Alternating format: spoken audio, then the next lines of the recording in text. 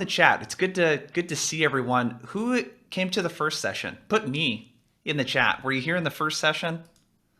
Who was here the first time around? Me. A bunch of people. And it looks like we Nice. got a lot of newcomers as well.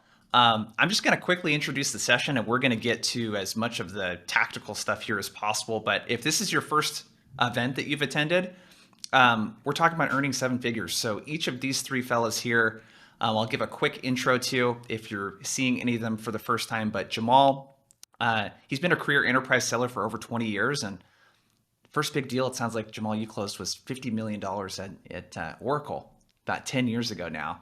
Hopefully that doesn't make you feel old. But he runs a business called Mega Deal Secrets, where he helps reps land these mega deals. Brandon, he sold over $50 million in SaaS sales. I love that you put your stats in your bio too, Brandon. $27.3 million in ARR, 78% closing ratio, like all that stuff's really good. You run a business now called Be Focused, Live Great. You help reps as well. And last but not least, Ian spent close to 9 years at Salesforce, where he was a number one rep and hit almost 400% of quota 2 years in a row. And now you just launched, I think, your business last week fully, right? So congrats on that. And he helps AEs close big deals as well. So super excited to have you three. We're going to talk about topic number 2 today. So we talked last week about crossing the chasm, what it takes to get from 6 to 7 figures. This week in this session, we're going to talk about breaking through. So the big thing that we're going to focus on today is more like how to break into the account, how to get the meeting, that sort of thing. So Brandon, I wanted to kick it off to you to actually get started here. Your approach has been really big around this process you call diamond account planning. And I thought that would be kind of a good place to start. How do you sort of think about account planning and deciding what accounts to go after? And let's start with that piece.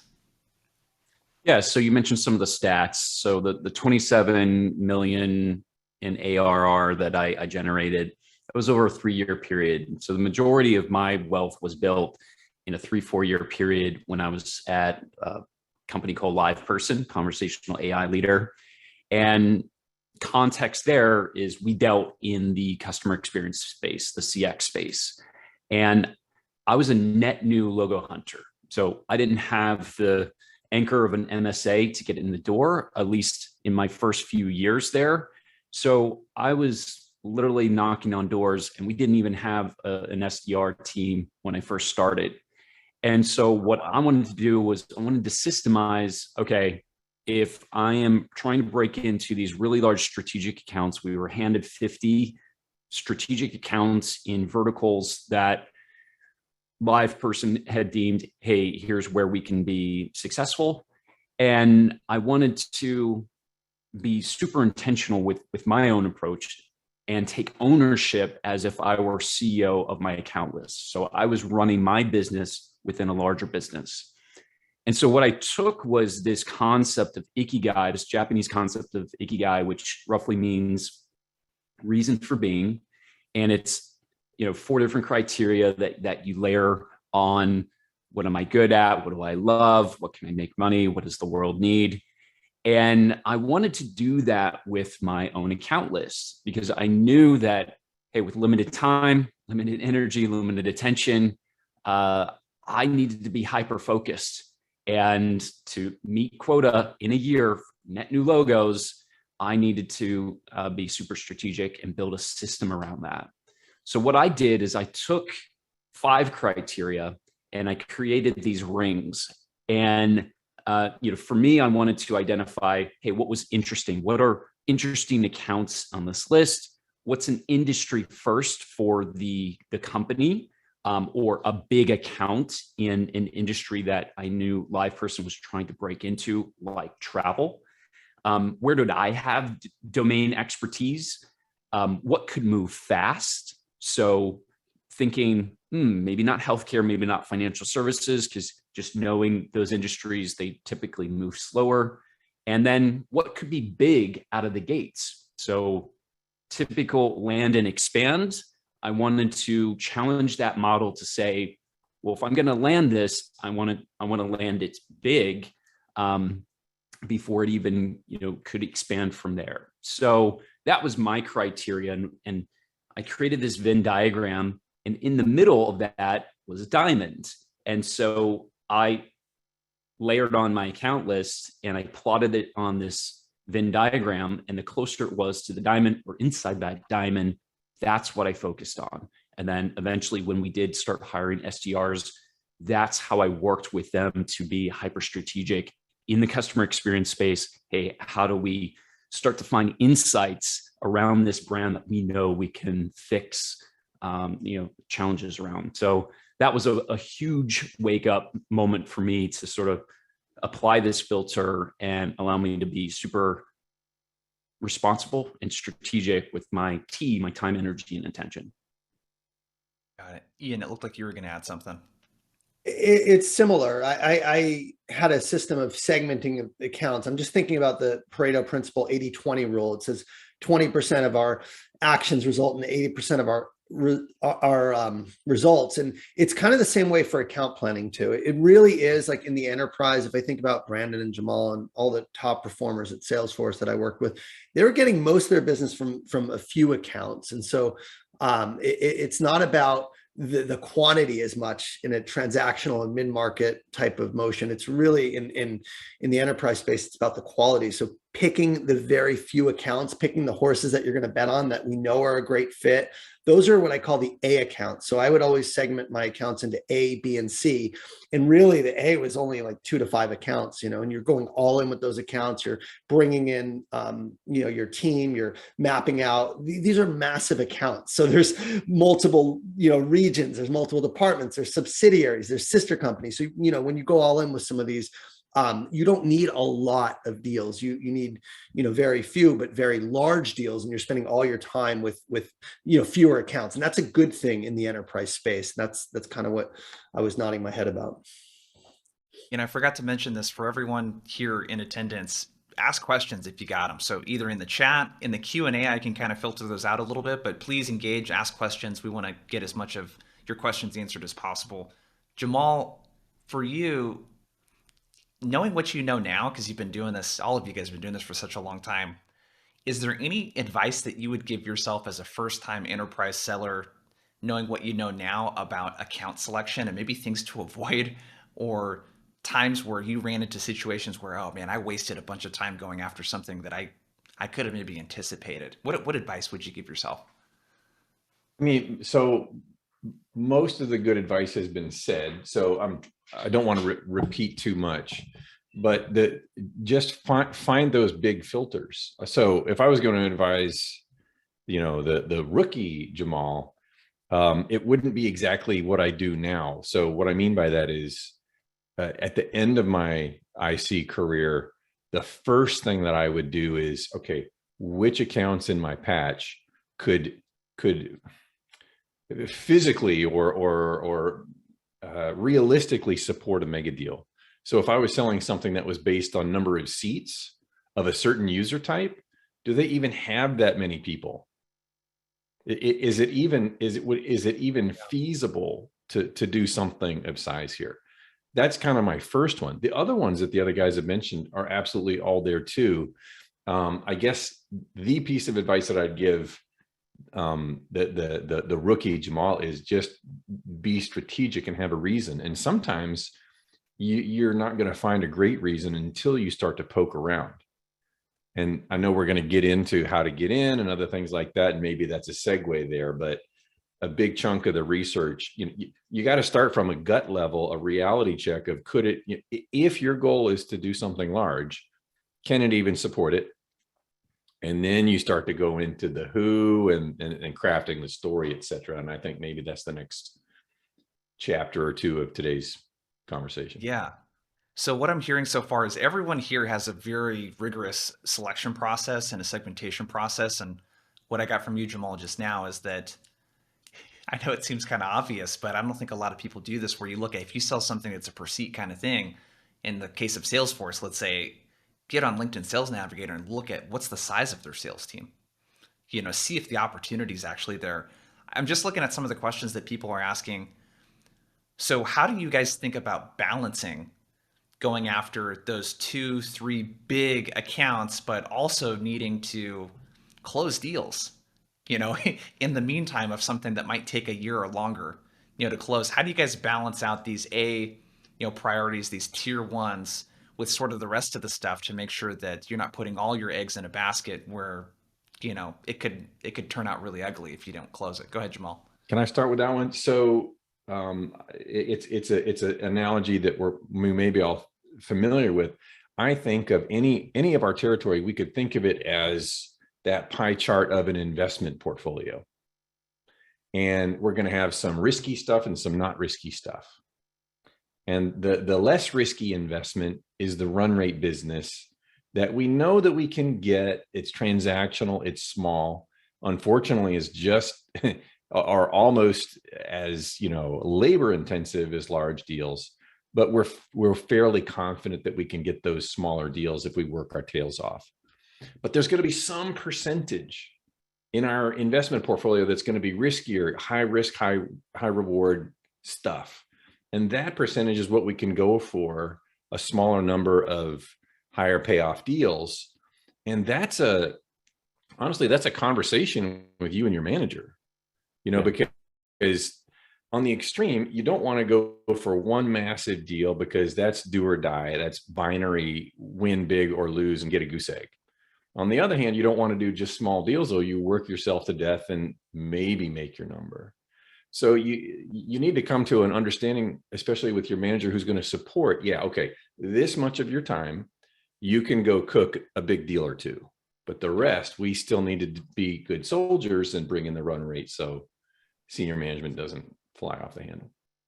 How do you guys think about the balance of time if there was a ratio? I know it's not going to be down to a perfect, you know, science, but how do you think about the balance of time between spending on these really large deals versus these run rate ones, a percentage or a, you know, balance? How do you guys think about that? For me, I don't know if there's a hard percentage. I think Jamal hit it there, is we've got to think of ourselves like we're managing a portfolio. So going back to whether it's you're managing your account list like a CEO, or you're thinking of yourself like a venture capitalist, or you're managing a high-end portfolio, you've got to be strategic and you've got to know yourself. So doing that deep work, doing that intentional work of, okay, where do I have industry and domain expertise so that I can sit across from a table of an executive or pull in a team of executives who can be equal to those executives? Do I have those levers to pull? So like a good, you know, if you're like a Kathy Wood managing ARK Investments, you're understanding what your strategic assets are, what your strengths are, where your gaps are, and you go fill those gaps with people on your team who can help level the buying experience up. So I think Stephen asked, you know, one of the questions I think that is apropos to this part is, how do you land those large deals? And I always looked at it like, I felt confident that because I was backed and I was working on deals where I could talk the industry language, I could talk their terminology, I could come with confidence that we look big. And one of the most helpful things of being able to look and start big out of the gates is having a maturity model. And that was something I benefited from at my organization, LivePerson, because we knew how to take a brand, whether that was an airline, whether that was a bank, whether that was a retailer, to go from point A to point Z, or point D more appropriately. We could take them across these phases. So here's stepping stone one. You don't necessarily need to spend $10 million out of the gates over time, but you might be spending $30, $40 million over a 3-year period, a 5-year period. So a starting point might be, instead of $250,000 that gets you into the land of run rate selling that Jamal was talking about, where it's going to be hyper competitive, it locks you into a box, it locks you into the land of RFPs, it locks you into the land of jargon and talking around features and a race to the bottom on cost. it keeps you locked in at the director level. Instead, when you can think big and show a brand backed with the research, backed with the team, hey, here's how we think big and we start small. And then we can expand from there in year 2, in year 3, and here are expected outcomes.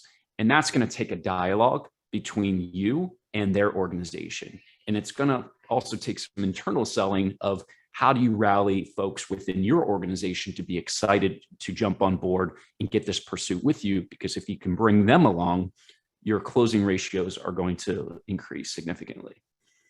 You're going into these accounts with a really big vision. This is how you attract the executive level conversations, it sounds like. I love that think big, start small.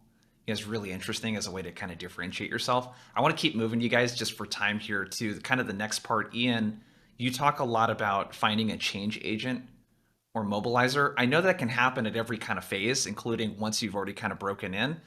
But how do you think about selecting the first, 2, 3, 4 people that you're going to reach out to at an account? How do you think about finding some of those people that will be a change agent, someone that will kind of either sponsor or champion you and kind of get the process moving? It really isn't 2, 3, or 4 people in these accounts. I had 2 accounts that I managed at Salesforce. It was 20, 30, or 40 people. And that's how many conversations people say, how do you manage 2 accounts? Well, I'd have 10 to 20 meetings per week with different folks.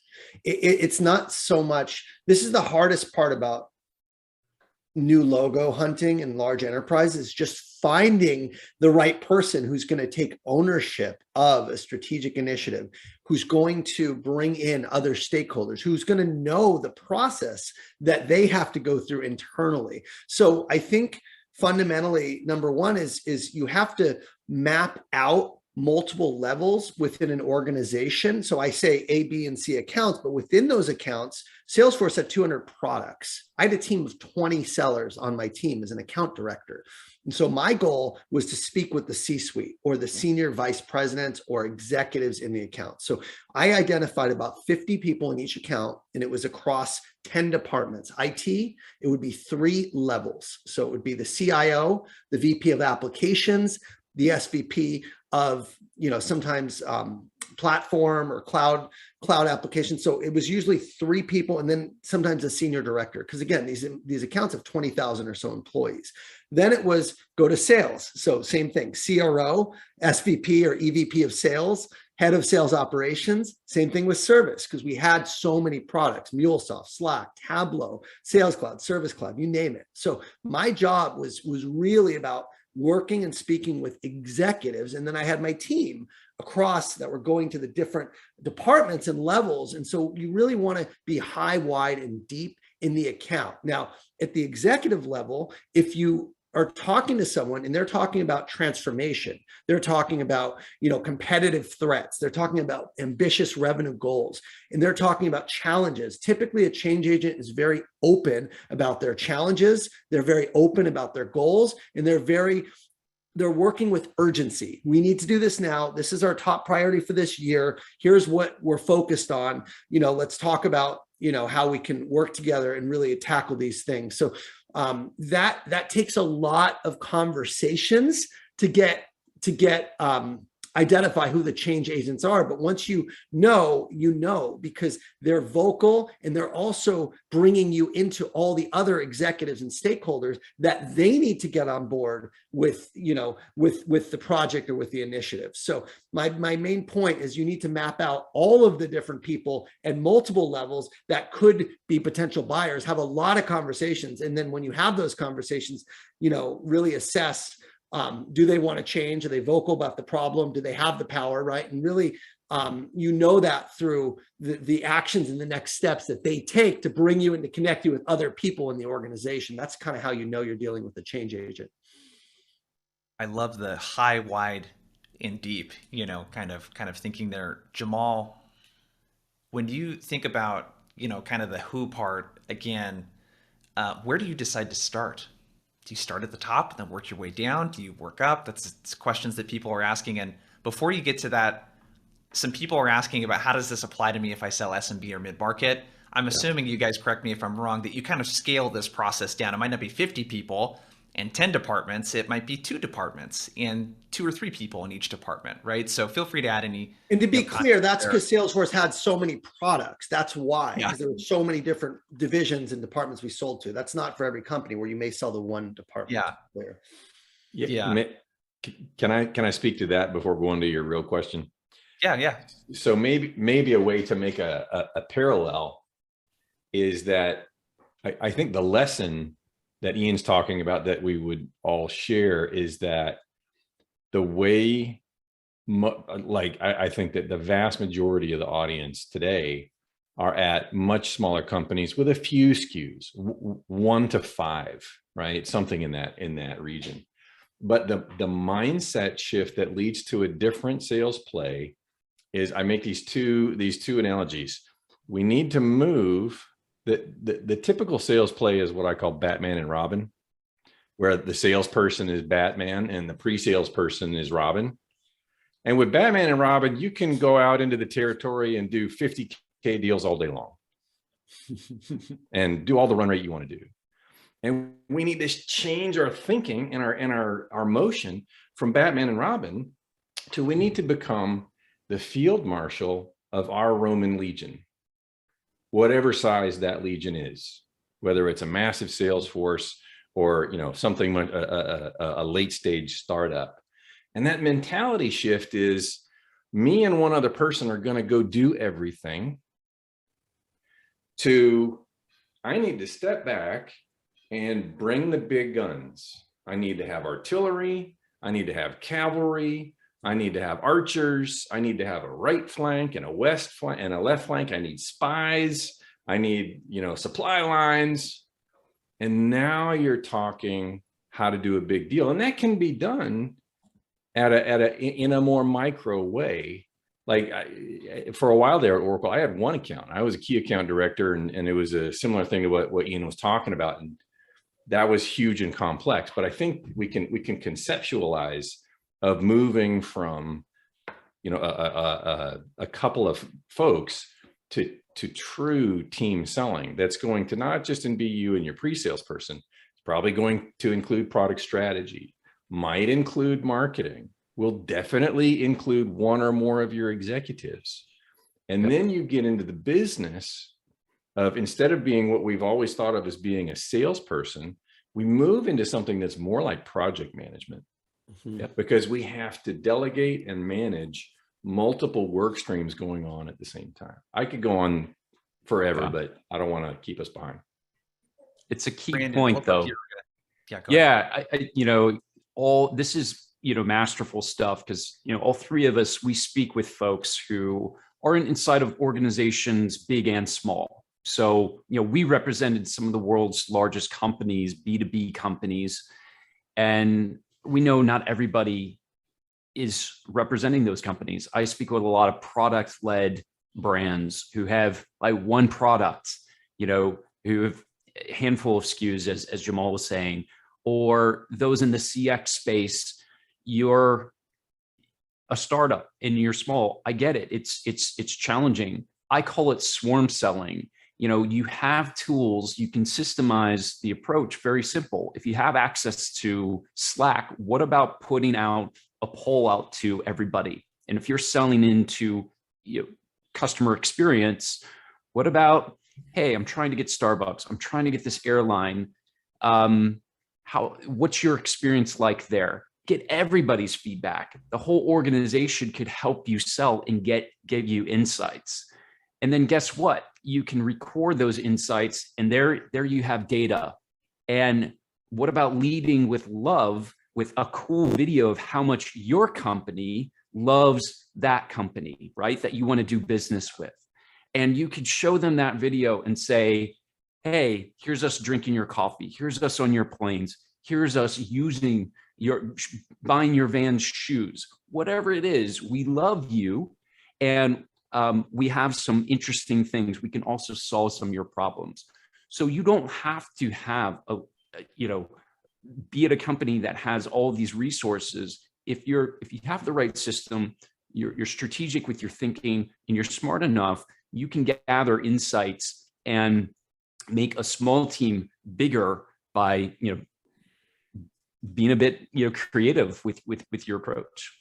That's great. I love that. We had Ian, I managed Activision Blizzard at Salesforce, and my predecessor, a guy named Matt Rule, he is one of the most consistent, highest performers that Salesforce or software has ever seen, probably one of the best of the best. And he went into Activision Blizzard and he was trying to pitch this big design thinking engagement to help them reimagine, the gamer experience, and they just didn't want to do it. They were not having it. So instead of him getting the customer to do this engagement, he found all the top gamers within Salesforce and put them in a room together for a day and got all their insights, looked at the games, what would you want to do better, how, and they came up with this full story of like the new gamer experience from start to finish. It included esports, it included multiple games across Blizzard and Activision, and it just was from the voice of a gamer. So, becoming a customer and then talking to customers within your organization and getting their input, I mean, it's invaluable. And that really is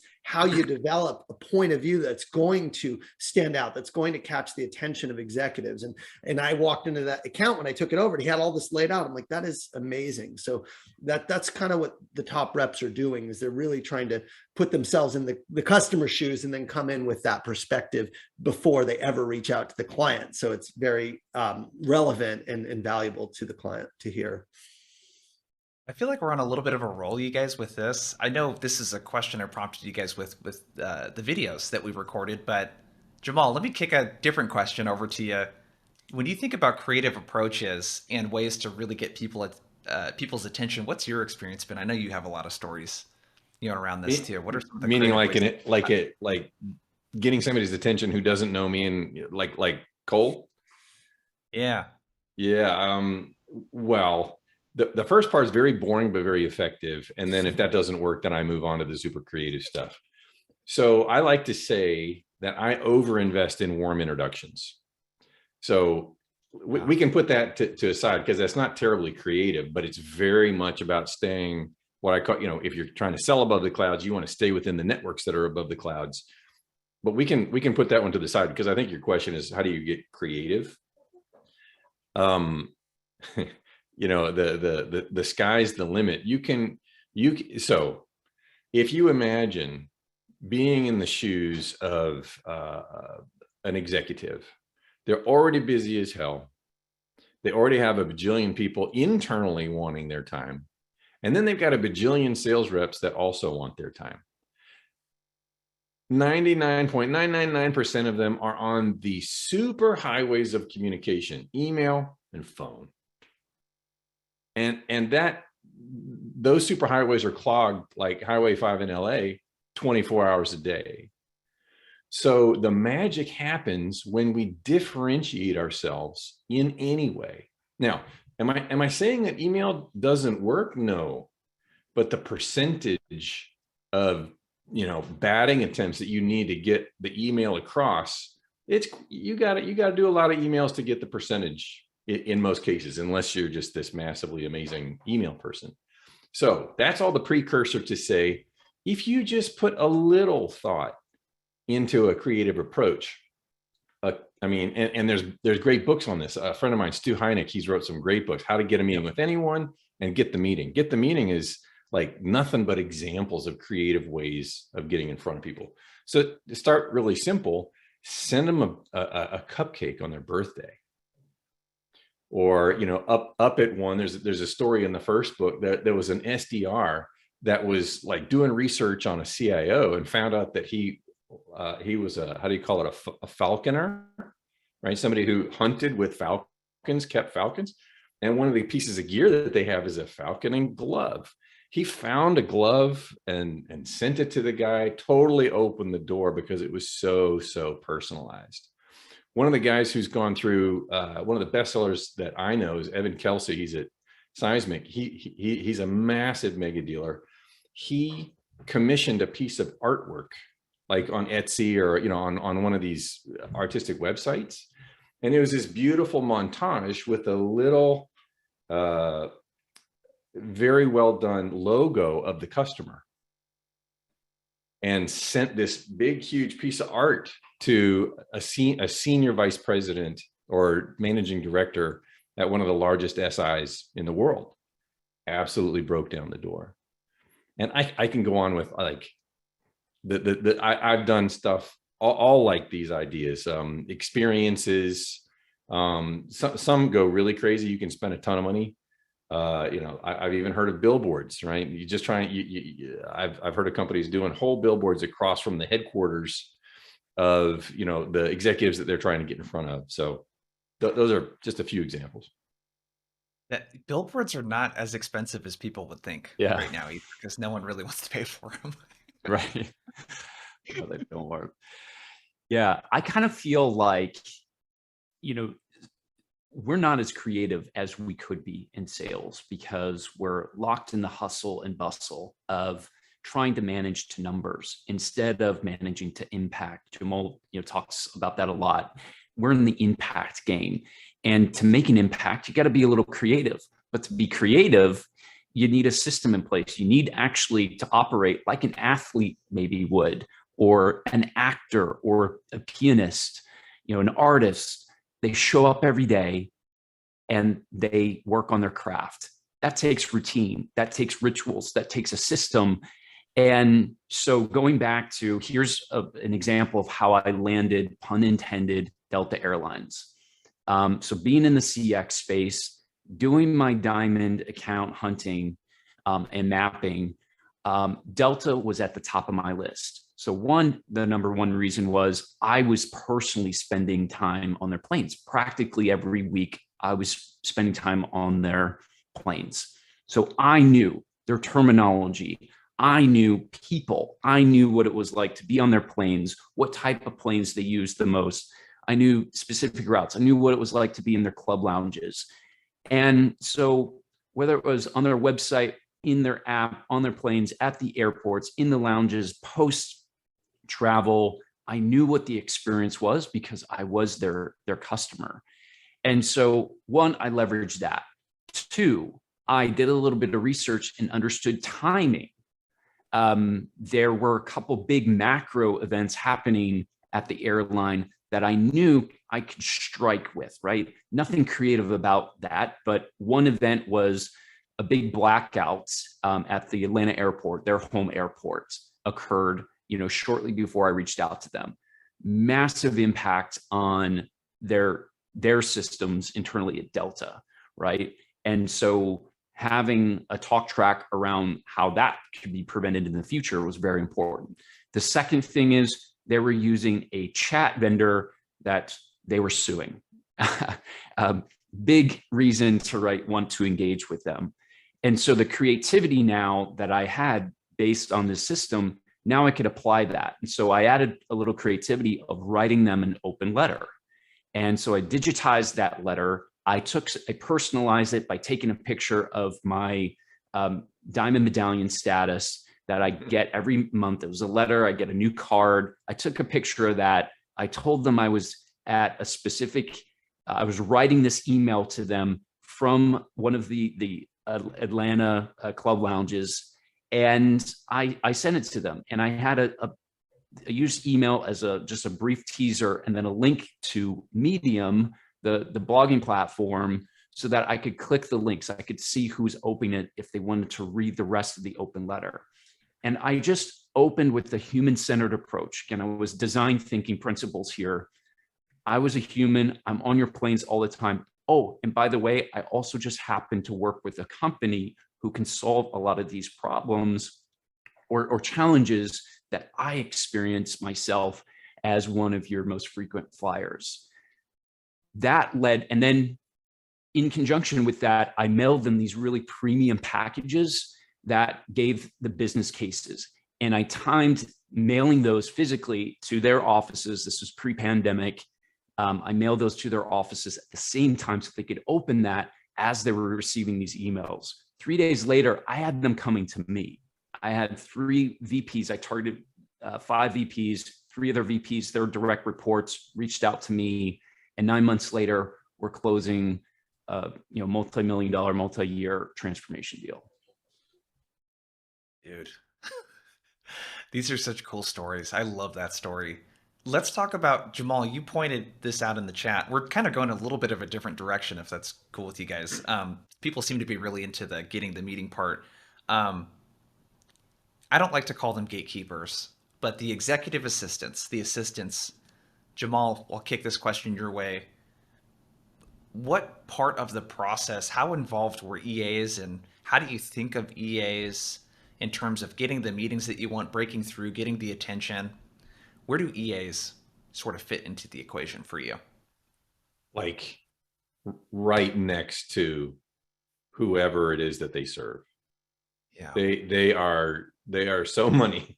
The executives assistants are they're huge assets. Number one, they are the choreographers of all of the executives, and they're working with each other like behind the line, or behind the scene of the big production of whatever it is that the executives are doing to make it all happen. So they actually know, what do you want to call it, the political plumbing of the whole organization. And so if you can befriend, co-opt, serve the AEs, I mean, I don't know if you want to call it half the battle, but it's really far, because they can give you information, they can give you insight, they can give you access, they can guide you away from landmines. They're absolutely huge. I mean,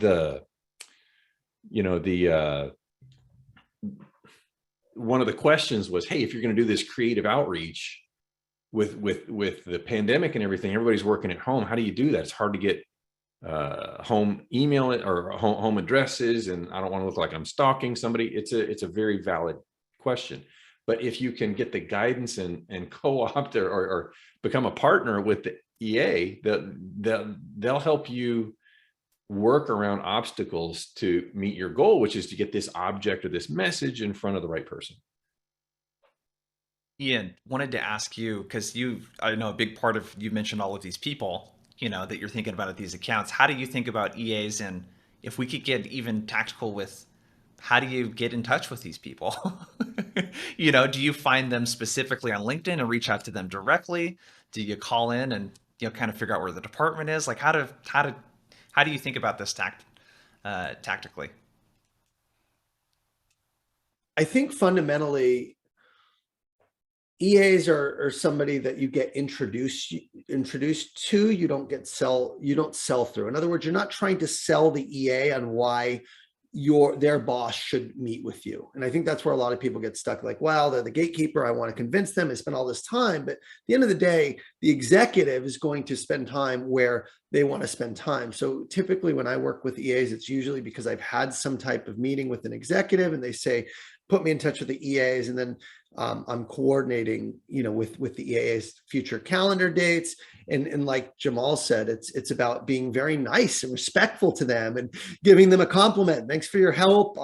Chatting with them. I remember the CEO of Berkshire Hathaway, I was very close with, and I spent a lot of time with his EA coordinating a custom agenda for Dreamforce. When I brought him up, it was an executive agenda. We worked together. We picked the topics together, and it's kind of their right hand. But I think it's important not to remember they're not buying, right? So what it is they're helping coordinate. They're helping ultimately make things a lot easier for you. And if you have a good relationship, they're going to put you atop of all the requests coming in for meetings, and they're going to prioritize your meeting versus other people. So I agree with everything Jamal said. The other thing in these big companies, sometimes people share EAs. So the EA might have 2 or 3 executives that they're responsible for. That's awesome, because you'll see it right on their email signature, EA to X, Y, and Z. And so now kind of that might be one department, might be some key stakeholders. So it's not about, for me, prospecting to an EA or finding an EA. It's more when you get that introduction, making sure you're not just like treating them like an assistant or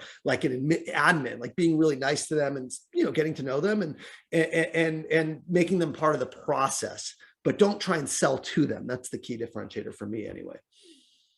Yeah. I think it's about developing a set of operating principles. You have principles, lead with the human side of a human-centric role that we're in, which is treat them with respect. I've seen some successful sellers, right? They delegate, or they think, hey, I'm not treating this EA with respect, because they're a barrier versus a bridge, right, to bigger things, right? People remember that. They're humans, right? But if you remember their birthday, you treat everyone with respect, especially EAs, as Ian was mentioning, they're probably going to be managing several executives, right? And so that opens doors for you. So be thoughtful.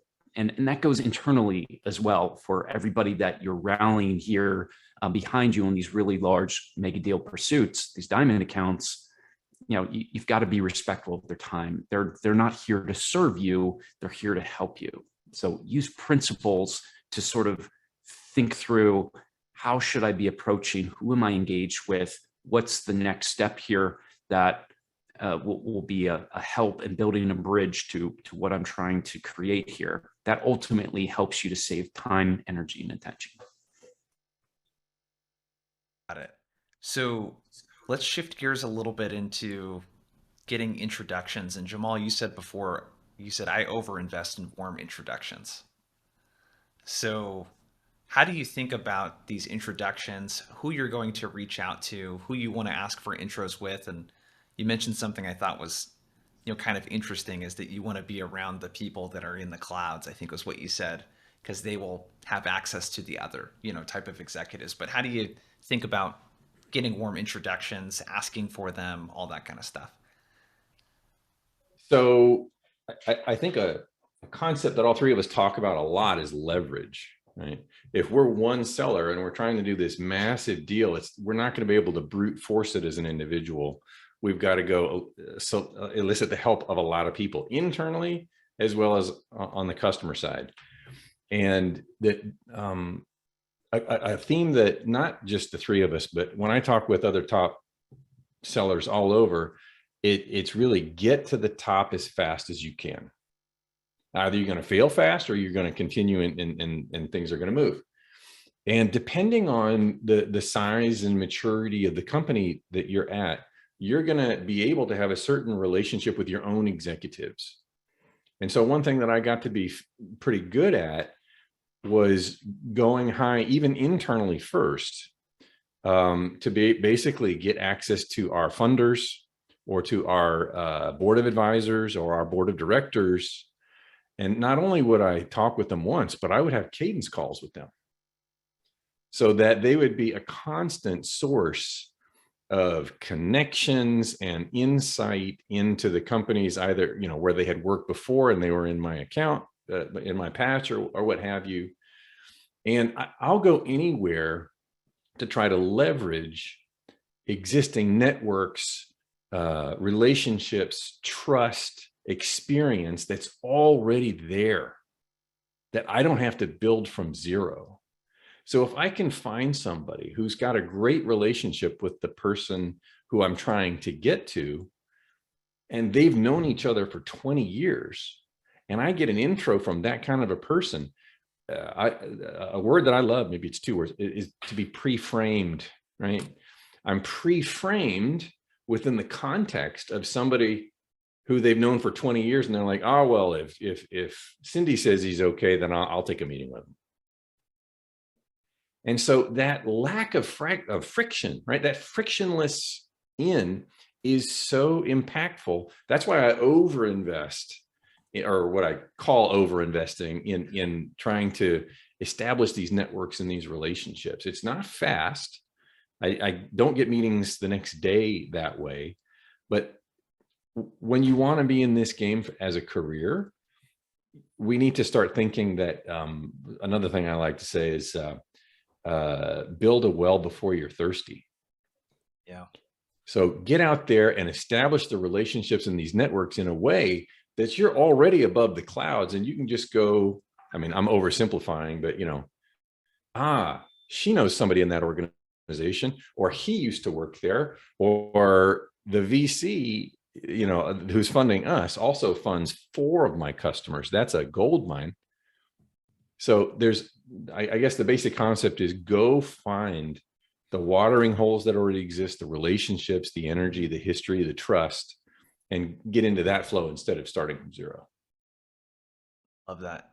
I was speaking to an enterprise rep at one of my clients yesterday, and he was just talking about you know, and I'm curious for you guys too, just using LinkedIn Sales Navigator, it's something I talk about a lot to just see, hey, who at this company maybe used to work at a company that's a current client of ours, you know, who in my existing network knows people at these companies. I know that, again, it sounds kind of obvious to look for, but there's so many opportunities, especially if you work at a decent sized company where someone that used to work at your company might work at some place now, someone that was a past client, you know, and a past employee of an existing client. I mean, are you guys really spending that time and looking through LinkedIn? And even, you know, the team function in Sales Navigator is really big. Just seeing who in your existing organization has had a conversation with these folks. But go ahead, Ian. One of my clients, his name's Zach Gardner. He's the top AE at 6sense, and he does this really well. And it's so obvious, but again, people tend to show up and do the same thing they've always done. And maybe that'll get you where you are today, but it won't get you where you want to go tomorrow, right? Nothing changes until you do. And so changing strategy to do some of these things that seem obvious, but you're not actually doing is probably an important step. And what he does is, it's really simple. So he sells to sales leaders and it's like ABM technology. And he hit me up multiple times because I had a connection with a senior CRO or SVP of sales. And he's one of the only people who did it. And then he sent me 2 or 3 follow-up emails. Hey, touching base, because I forgot and it got buried in my inbox. And so the strategy is really simple. Look at your first connections and see if they're first connections with the person you're trying to meet with, and then reach out to them. Either if you know them personally, send them a text, right? Don't just do it on LinkedIn, but send them a text or whatever and say, how well do you really know this person? Do you know them? And in his case, he hit me up for like 6 people. There were 3 I knew really well. And so I made a text intro to him, and he got meetings with senior executives from something so simple as, hey, you know, I'm going to lean on Ian, who knows these folks. One of them I worked with at Rico, and then I worked with him at Salesforce, and now he's a CRO. He was a CRO at Slack or SVP or something. Anyway, wow. That little like step of like reaching out to everyone who is a first connection with who you're trying to target, and just ask them, do you really know them? Or are they just a connection? If they really know them, most of the time they'll be happy to make a quick intro. It's so simple. And very few people actually do it. So I would start there at the very least, is who do you know that knows the person, and kind of go from there.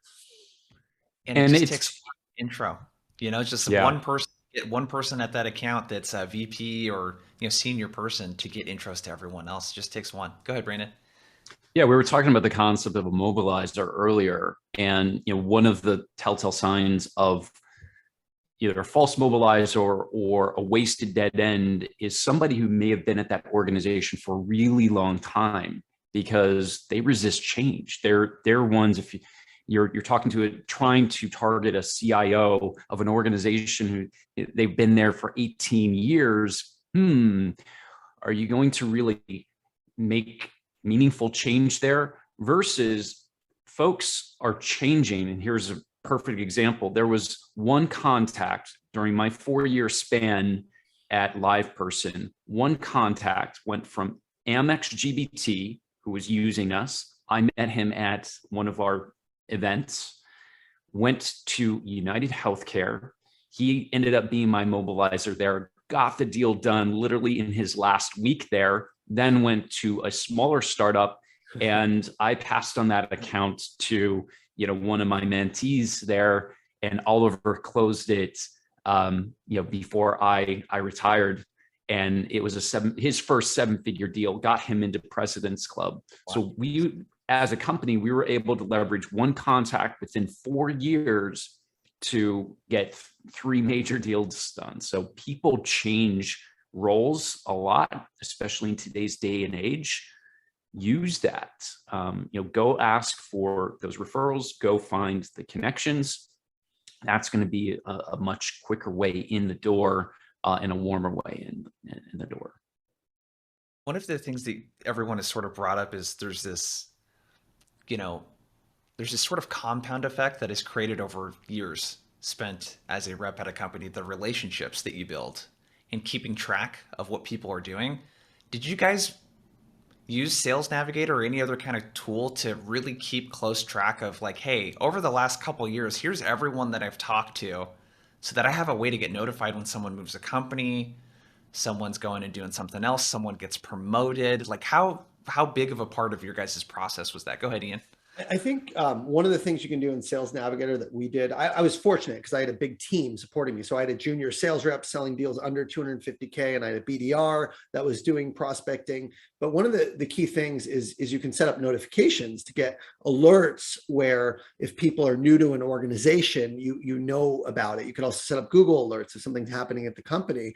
And my BDR was great at this. Anytime a new executive came in within a year, she set her filters. I don't know if she set her filters or how she did it, but she always says, hey, this person's new to the role, new to the role, new to the role. And then it's a great reason to reach out. And that's absolutely something that you can do inside of Navigator. So that was a big part. It's like anyone's new. It's like, hey, I want to check in. I'm part of the Salesforce account team. I know you're new to your role. I want to share how you guys are using Salesforce today, what you're tasked with, your top initiatives, and, you know, make sure we're aligned to support your key metrics. And almost always these new executives are brought in to make changes. They're brought in because there's something there that's not working, or they have a key initiative. So I just try and understand what that is and then help them. And all of a sudden now you have a new department or a new project that you can attach to where they're not using your products today. And it's a great way to find leads within a company. To keep it organized, really it's through account plans, it's through the CRM, it's through understanding relationship mapping. I mean, it's so complex, and that's part of the project management organizational skills you have, because you don't want everyone calling in the same people. So we would literally map different people within the company to different executives, and I'd have my marketing cloud account executive managing the CMO relationship and some other IT with my platform. And so you really need to know who owns what within the account when you're dealing with a large kind of matrix organization for people who work at an Oracle or Salesforce in that director type of role. So Love it. I want to do something kind of fun here for the last couple minutes, just kind of a round robin thing. We'll start with you, Jamal, just sort of rapid fire. What do you feel like is the biggest mistake that people make when they send an email to someone that they're trying to get a meeting with that they don't know? Prospect doesn't know them, hasn't heard of them. What do you think is the biggest? What's your hot take on the biggest mistake that reps are making when they're sending emails trying to get meetings? They're asking for something right off the bat. Hmm. Instead, and the context here is with senior people. Senior people, you've got to establish a relationship, and they don't even make it through rapport. Through one email, they're like, there's some personalization, but it's very light, and it can be researched in 10 minutes. And then they throw out, hey, we do this. Can I get some time? I saw those all the time when I was, just last year when I was in my last role, because I had a VP title, and it would just happen over and over and over. Whereas the right way to do it is probably starting on LinkedIn and starting a dialogue that has nothing to do with your product. Might have a conversation about the value that you might bring, but it's not about your company, and it's not about your product. It's all about them, what they're, something they wrote, something that's going to start a conversation. So you got to get over that hump of rapport before you could ever start doing stuff. So I think the biggest mistake that's top of mind for me is asking for something in the first email. Interesting. Brandon, what about you? Not asking yourself, would I respond to this? Whether it is a LinkedIn email, whether it's an email, whether it's a voicemail, whether it's a video message, just try to put yourself in the shoes of that executive. Try to level yourself up as a business operator and think like them. What are the challenges they're facing? What is their day like? How many people are asking for their time, energy, and attention? And just think, okay, if I was in that situation, how would I respond to this? Not only respond to it, but actually compliment this person for the way they approached it. If you, again, take yourself out of your shoes and think like a designer, I'm all about personas today and the different personas that you should embody at different stages, but think like a designer, think like a good content creator, or the executive that you're trying to reach out to. Try to embody a little bit of what it's like to be in their shoes And before you send something, just ask, would I respond to this?